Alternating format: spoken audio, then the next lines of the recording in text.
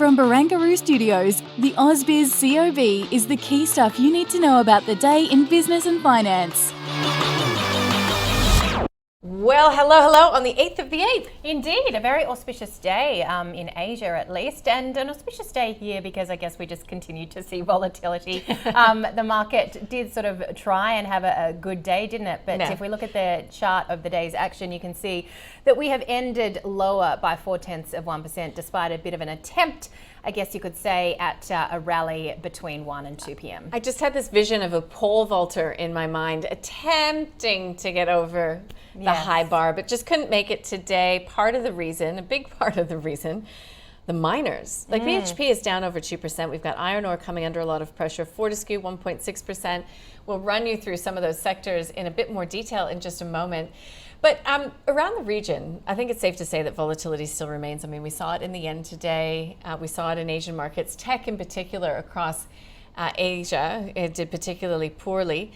So we're just in that phase. Yeah, we are. And we're also in reporting season, and you kind of really very much see the ups and downs of it, don't you? When you get a result like AMP and all the news that followed that wealth management firm sending its shares higher, then you get Mirvac coming through, and you and I have talked about this several times. It's about the outlook, and the first thing Mirvac said to the ASX today was it's worried about full year 25. It's lowering its distribution in full year 25. So that sent its shares down by something like 12%. They've closed down 8.1%. Yeah. I think AMP was the best performer, and Mirvac was, if not the worst, one of the worst performers. Yeah. And then we heard from the Reserve Bank Governor, Michelle Bullock. She was speaking today, apparently in her hometown of Armidale. Didn't know that, but now I do. You know, it's also my mum's hometown. Is it? Oh, hello, Mrs. Sally. They don't know each other. Okay. So what I was saying is she really drove home the message that they're not seeing, the RBA that is, any reason to cut rates right now. So we knew that it was hold or hike, but she was just sort of saying, like, calm down. There's no conditions. I read her speech. I think it's obviously no ausbiz viewer is somebody who doesn't understand how monetary policy works. But for people who don't, and maybe if people are listening to us on podcast film, it's really interesting to read going to the RBA website because she very much explained to the people of Northern New South Wales, I know you're hurting, I know that you're distressed, but this is what monetary policy is. This is our only tool, and this is why we are not even thinking about cutting rates, because essentially this stubbornly high inflation is going to hurt people even more. Yeah, and once it gets embedded, it's just a terrible scourge on the economy. So we will chat about that, no doubt, with our guest, how it's changed, maybe the outlook if we don't see a cut this year, if we don't see a cut maybe until the second quarter, which I think is what Paul Bloxham from HSBC is calling for. Okay, sectors, I promised them to you. Woodside coming under pressure, Juliet, but Santos not looking bad, up by 0.25%. Yeah, some of the other smaller ones though coming under pressure. Let's have a look at what we saw with the big miners. You mentioned there the big drop of more than 2% from BHP, always going to weigh heavily on the overall index. Rio off by more than 2.5%, and Fortescue just holding above $18 a share now. Yeah, okay. Taking a look at these interest rate sensitive REITs, and you did mention that we had a bit of news. Mirvac down by 8.10% by the end of the session. We also had one of the smaller A-REITs, the Charter Hall Long WALE REIT out, but it actually performed quite well in the wake of the result. You can find all of that information online. The banks. Yeah, having a look at the banks. We did see some good gains coming through there. CBA up 1%, $128.60. Westpac up by about 0.6%. So in terms of corporate news, AMP, look, it divested its licensees and its stake in some of those financial planning firms. I just had a chat with Sarah Aboud. She's the CEO of the Financial Services Association. You can listen to that. We'll get it up online for you if you're an advisor. I know we've got a lot of advisors listening. Just to what she had to say. She said she had a real lump in her throat when she got the news about the wealth management. But, this is the way things are going, fragmentation in the industry. But, she was really reassuring I guess consumers that the quality and the consistency of advice will continue, even if AMP was your provider. I think she said she used to work at AMP too, right? Yeah.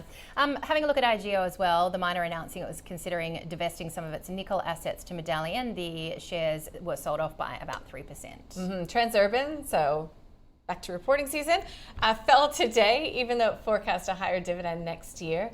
Annual net profit more than quadrupled to $376 million. It was talking up its ability to contain costs below the rate of inflation. And Light & Wonder up 2% after its earnings update. It did see 14% increase in gaming revenue in the period. Yeah, that's an interesting stock. I don't know if you've spent much time looking No. at it. Yeah, I'm going to try to get a guest in that I know studies it quite closely to take us through it. So it's sort of competing with Aristocrat, but doing quite well at it. I always think that it's got to do with, lighting, like it should be in the Nick Scali space. It's those ones that make the big noises in the casino. So yeah, and online, of course. Yeah. Myer out with a profit warning, and that did a lot of damage to its share price, off by 6.6%. Why? Cost of living, really tough out there for a lot of consumers. Absolutely. All right, let's get to our guest, Mathan Somasundaram from Deep Data Analytics, back from his holidays, somewhere exciting, no doubt. Mathan, thanks for joining us. How have you sort of seen the volatility, particularly as you've come back when we've seen quite a wild week? This time a week ago, we're at 8,100 points. Yeah, I was spending a couple of weeks in US, and you got presidential potential assassination, president pulling out of the election, strike in Disneyland for the first time in 40 years, California bushfires. You think that's big, and then you come back and, hey, you get Japanese carry trade unwinding. Yeah. You can never relax in this market. There's always something. But I think it's, look, I can't say that we should be shocked. It's something that a lot of people in the market have been expecting. Bank of Japan kind of ignored it for a long time. And it's getting to that pointy end where they had to move. They're just basically being forced to move. And that suddenly made people aware. I mean, we've had a trade, basically cheap debt out of Japan for 33 years, flowing into everywhere else. And we just had the first bit of a shock to the market that's actually over and things are going to reverse. So it's been interesting because it's actually fascinating because since that, I suppose the volatility pop on Monday, our market has been pretty much trailing the Japanese market. So when the Japanese market goes up, our market intraday goes up. The Japanese market goes down, our market goes down. So for 3 days, we are literally trading in line with the Japanese market. Interesting times. Yeah. Interesting times for the likes of Audinate lately. Warning. Yeah. And we've seen some severe reactions to, disappointing outlook statements. Audinate maybe being the poster child of reporting season so far. What are your thoughts, Mathan? Oh, look, I've always said it's one of my favorite techs. It was way overpriced and it's not anymore. And it was a crowded trade. Everyone loved it and everyone's in it. So when you have these kind of disappointments, you get hit. The market realized that it is cyclical, and there are some economic thematics that hurt it. And so we're seeing more competition. So it's tough. And the market was paying substantially high multiples as a growth stock. And so now you go complete opposite. So they got overly excited. Now they're going to get overly pessimistic. Mm-hmm. So in the short term, I would be a bit careful. I would sit back and watch because it's a huge crowded trade that everyone loved. So you got to wait for the hot money to get out, but then you reassess. I don't think now is the time to jump in because it's a heavy stock that everyone's in and everyone's trying to reassess. Mathan, I'm sorry, I've got to interrupt you on behalf of our viewers, those that watch the investment committee with much interest, of which you are a part. Audinate was added to the portfolio prior to this steep fall. So we've actually fielded a couple of questions from our viewers. Sorry, I've got to be on their side. And they're saying, what happened there? Why would you buy something where the sentiment was not behind it? Well, the reality is it came back from $22 from memory down to $14. And there wasn't a downgrade already. So we had a fair bit of the downgrade priced in. Now, the problem at the moment, the market was paying any price for growth stocks. Right now, the market is too scared to pay any price for growth stocks. So you have to accept what the market tells you. And the market is right now telling us that they don't know what the price is. So if you're a new investor, I wouldn't be jumping into Audinate. If you're an existing investor, I'll be holding. I think the current price on a risk-return basis, your upside is more than downside. It's going to take a bit of time. It'll be in the dog box, as with any stock. Like an FY26 story as opposed to an FY25. Yeah, so you come back from a fairway, and I'm a big fan of looking at thematic stocks that got platform tech. so that the turnaround long-term growth story is better. So we like things like Amplify. It's been belted, and in the market's hot money is out, we're getting in. So I'd say we thought when it comes to the investment committee, you get to choose from what you're given. And at that time, Ordinate was a pretty decent risk return. Were we wrong? Yes. It was a downgrade that I didn't expect to that level. I expected a downgrade, but I didn't expect that kind of a downgrade. So it got hammered. And so you have to reassess from where you are. So if you're in Ordinate, I would still hold. I don't think this is the time to jump out. But if you're not in Ordinate, I'd probably be waiting for the next month or see how this plays out through during the reporting season, and then reassess. Okay. It's still a good business. And a bit unfair to make you answer for the entire investment committee, but I know your game, Nathan. I know you can take it. No, but look, yeah, exactly. But it's the investment strategy, right? You're going to take a few hits. Yeah. If you think you're going to hit 100%, you're delusional. We're going to make mistakes. The question is trying to limit that risk and doing well overall. That's the main game. All right. Well, thank you for coming back from Disneyland and taking that hit for us. But yes, to Nadine's point, we did have a couple of viewer questions. What else is on your radar, Nathan? Because we are ramping up reporting season. Yeah, I think the thematics are going to be quite interesting because people are now a lot more concerned about growth stocks overvalued. So that's going to keep things a bit curbed. I think the defensives that the market hasn't paid attention to are coming back in fashion. Interesting Transurban result today. People forget that Transurban, again, it's a defensive, but yet it is slightly cyclical. So if the economy is not doing well, not many trucks are going over the motorways, then they're not collecting as many fees. So it does matter to them as well. So there is a certain level of cyclicality in everything. So I think the defensives are being ignored, like utilities, like telecommunication services. I think those things will come back into fashion. I think healthcare, there are some beaten up healthcare. I think they should hold up. One of the ones I like is Sonic Healthcare. I think those healthcare who benefit from the currency devaluation will do better than most. So those kind of diversification that you got to look at. We like the gold sector. Spot gold is 3,700 odd in Aussie dollars. So still looking good, minus always lag. So you got that protection. I think energy, as much as it looks ugly, the energy sector is actually probably one of the few sectors that's in relative value. So yes, it's volatile. Yes, it's risky, but I think it's pricing in a lot more downside while most of the other commodities are pricing in a lot more upside. So even if you assume things normalize somewhere in the middle, I think oil and energy should recover. So we remain positive. So you're still keen on Karoon? Yep. What's a gold company? Because I know that Northern Star was put into the investment committee portfolio, but I had a great chat today with Paul Hissey from MA Financial. It's not up online yet. I'm saving it for tomorrow. Just a tease for those of you listening and watching. But he named some gold companies. And how would you gain exposure to gold? Yeah, look, I mean, you can play it in a number of ways. Northern Star is probably the best play in town. Evolution is probably getting a hit because of the copper price coming off. I still think Evolution is a pretty good big play. In a bit smaller end, you've got, Silver Lake is now red. Red 5 is pretty good. It had a block go through, and I think that'll clean up and start recovering, which has had a positive day today. And then you've got things like Gold Road, who's come off on the production update, but again, one of the better players and has exposure to the Explorer side as well. So you can play a number of these miners, or if you wanted to look at it in another concept, you can look at MNRS on an ETF level, and that gives you an exposure to an overall gold miner exposure without the specific risk. I personally prefer to have Aussie gold miner exposure because how the hedge works is that the Aussie dollar in a weak economy will underperform. So spot gold in Aussie dollar terms should outperform. So that helps the Aussie gold miners. Now, Nathan, talking about the agri sector as well, we had a really interesting chat with Rabobank earlier in the week saying, look, maybe grocery bills might start to go down. You're liking, though, Elders and IPL.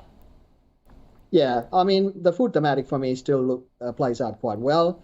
We like a lot of the inflationary sectors, as you've heard from me, in the context of things like gold, things like energy, things like agriculture. I think supply side risk in agriculture is quite big, and I think erratic weather is hitting every part of the food bowl around the world, and that will create supply side issues. So prices are going to remain relatively supported. And we're seeing that everything from rice to orange juice to cocoa to, you name it. And beef prices are doing quite well. And now Elders is investing into wool as well. So I think Elders is probably your best diversified play. Intertech Pivot plays into the whole agri fertilizer play. And then you can look outside specific commodities. Like we're a fan of Select Harvest on that pullback. It's had a good bounce, so I wouldn't chase it. But you're seeing issues in California with wildfire.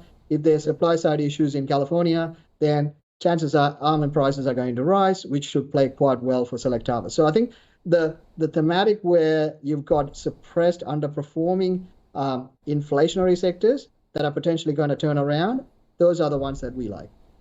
Oh, Nathan, we've got to wrap it up. I just looked at the time. Thank you so much for being generous with yours, and nice to see you back. You look good. You look well rested. Not for long. Thanks. From Deep Data Analytics, not if the markets continue to be this volatile either. AMP, it was the stock of the day, the best performer. So I caught up with Grady Wolf from Bell Direct and Howard Coleman from Team Invest.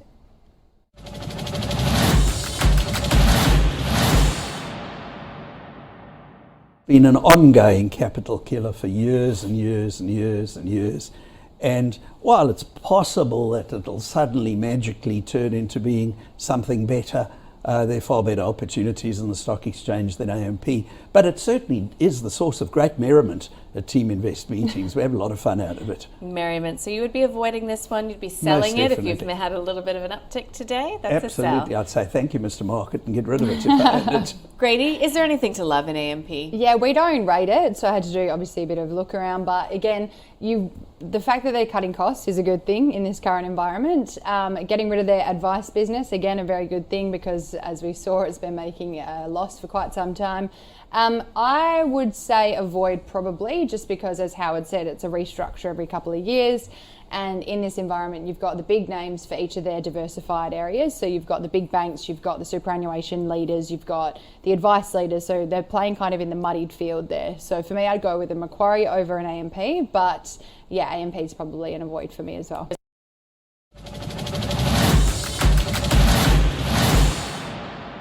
All right, shying away from the market leader today, but let's have a look at those market leaders because as we mentioned, AMP leading the pack, Ordinate getting some love after being heavily sold off over quite a few sessions.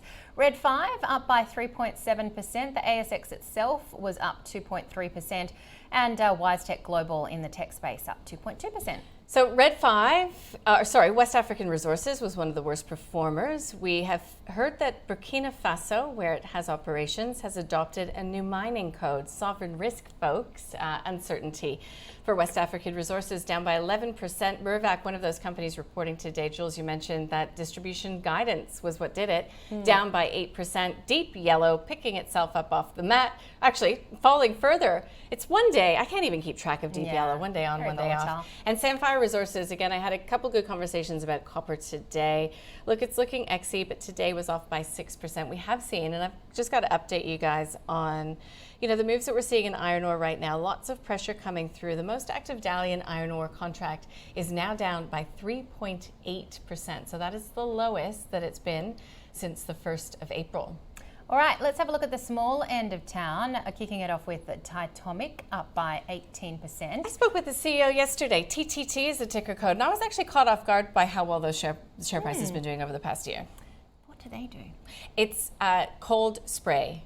So it's used by Boeing, it's used by Woodside Energy. Cool. Yeah. Michael Hill, remember them from Jewelry Days, up 6.7%. And you haven't seen their latest ad campaign. It's got, oh my gosh, she was married to Orlando. Yes, Miranda Kerr. Miranda Kerr, yeah. Oh, wow. They've got quite a little revamp of their look going on right now. So they're targeting let's move on and have a look at the laggards in the session today. Wildcat Resources down 11.3%, Phoenix down 10%, and Hot Chili off 8.2%. See, the thing is, Juliet, sometimes I forget that we're actually recording a podcast or doing a program, and I just think we're going to have a chat. So Miranda Kerr and Michael Hill popped into my mind.